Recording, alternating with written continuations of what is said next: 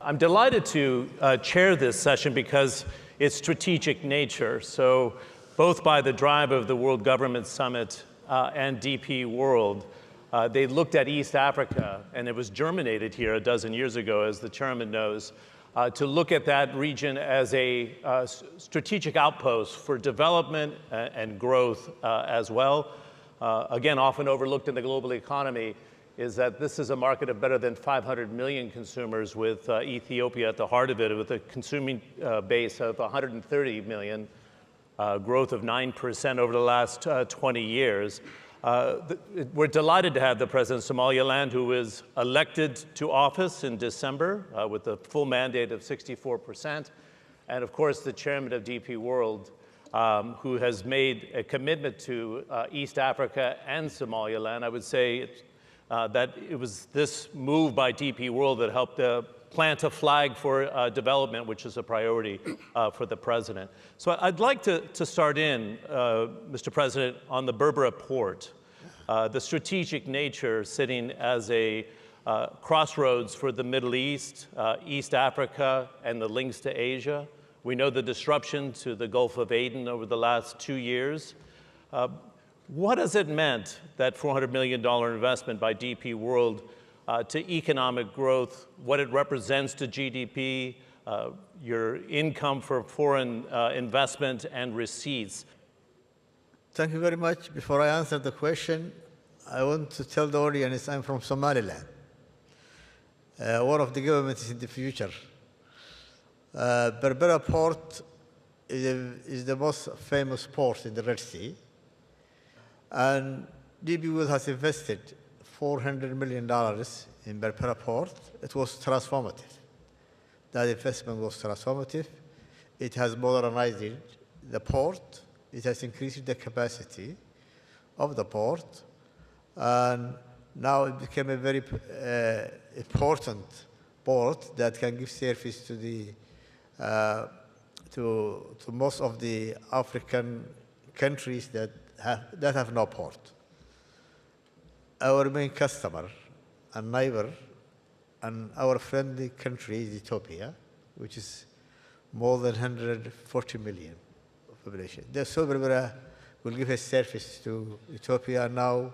I expect we have to finalize our transit and trade agreements with Ethiopia soon, inshallah.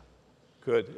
Is that something you think you can get done within your first year in office, which would conclude in December 2025? Because everybody's been looking to see if you can get that agreement unlocked and what it would do for development and trade for Ethiopia as well.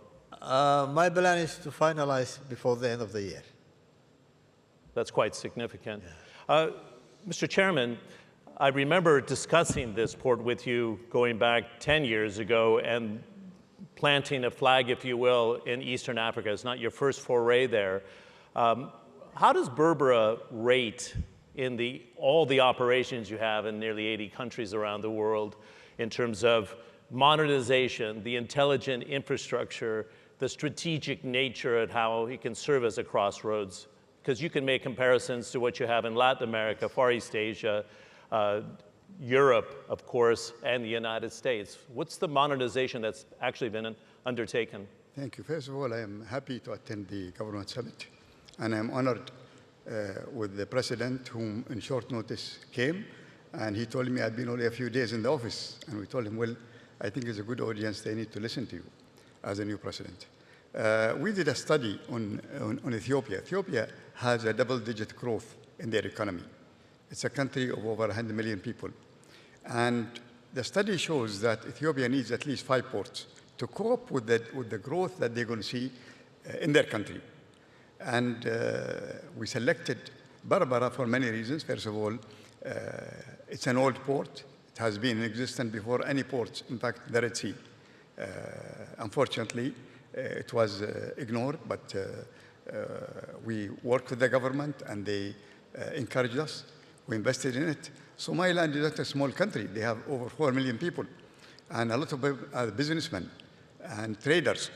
And we are looking forward for the economic corridor between Ethiopia and, of course, Somaliland, where the President just mentioned. I hope it could be done as soon as possible.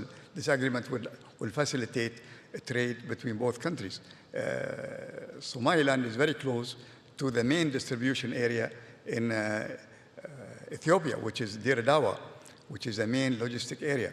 And so the relation between the countries are being very good, and many Somaliland people live in Ethiopia, and Ethiopia looks with positive attitude toward Somaliland. We definitely found an opportunity. We developed the port. Immediately, cargo started to come. We are able to handle any size of vessels in Berbera. There is another stage of expansion if needed. The government also, His Excellency the President, provided land for industries.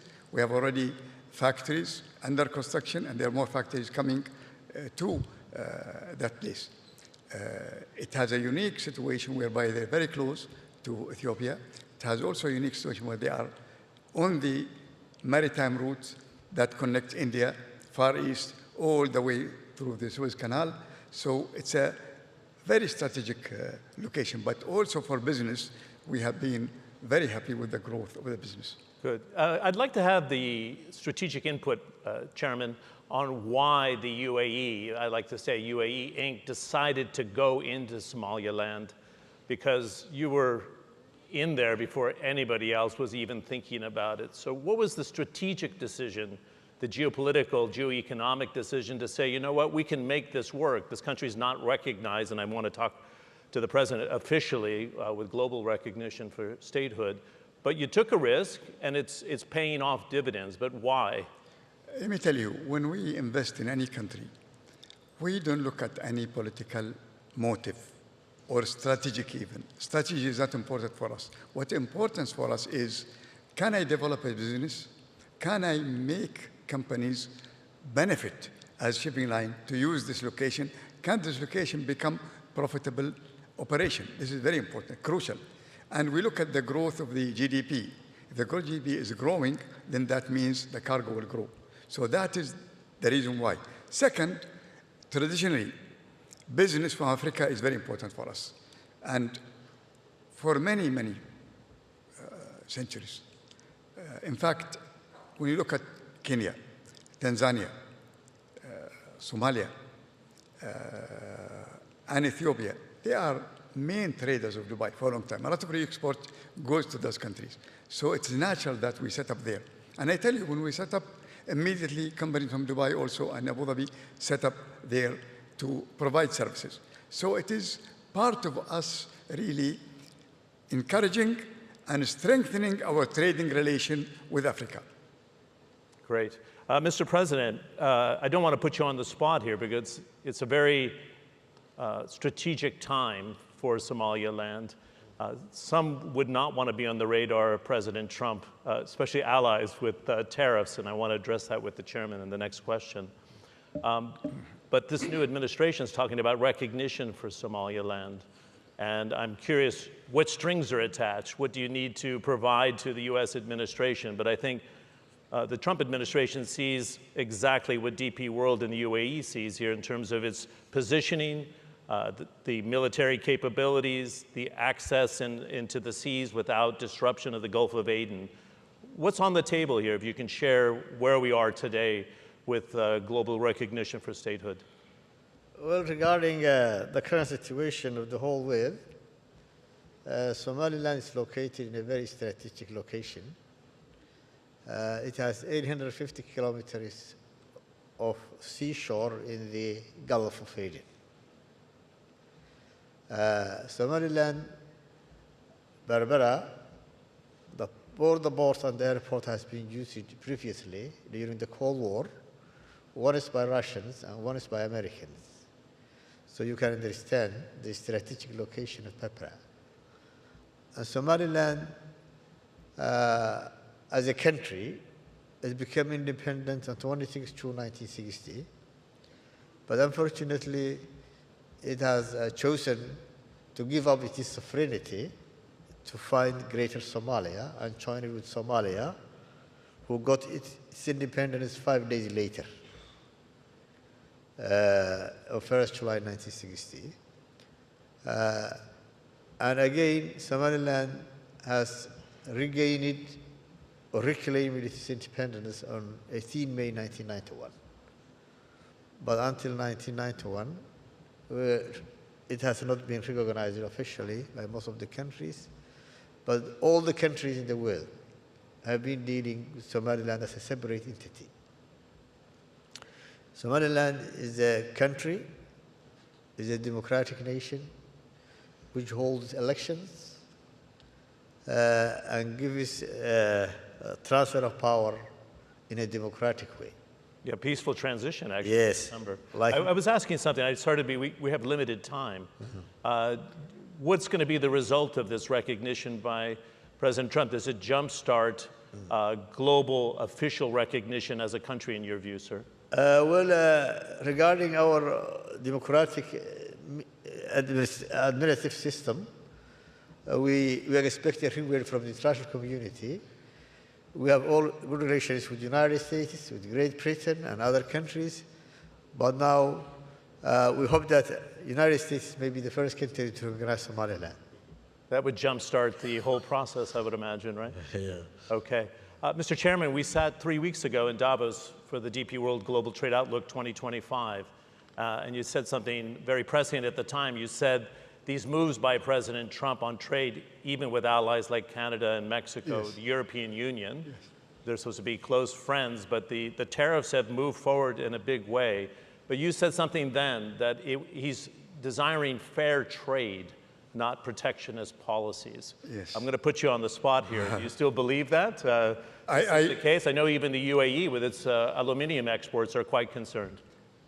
Well, for Trump, he is looking for fair trade. Fair trade, not free trade. Fair trade, in his mind, and he said it many times, is if American market is open, then he expects other countries to open their market.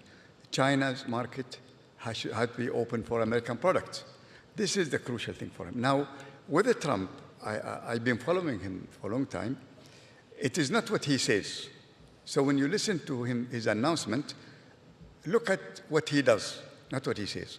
When he said, for example, about Canada, I'm going to put a tariff.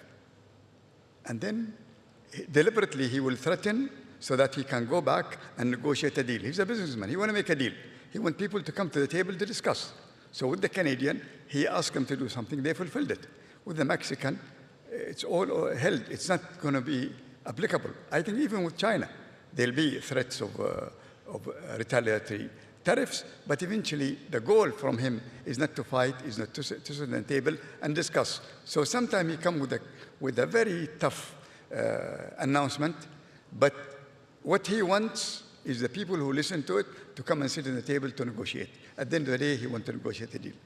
Good. It's not going to be calamitous and push the U.S. into a recession, in your view? I don't know about recession, but I don't believe that he wants to stop trade.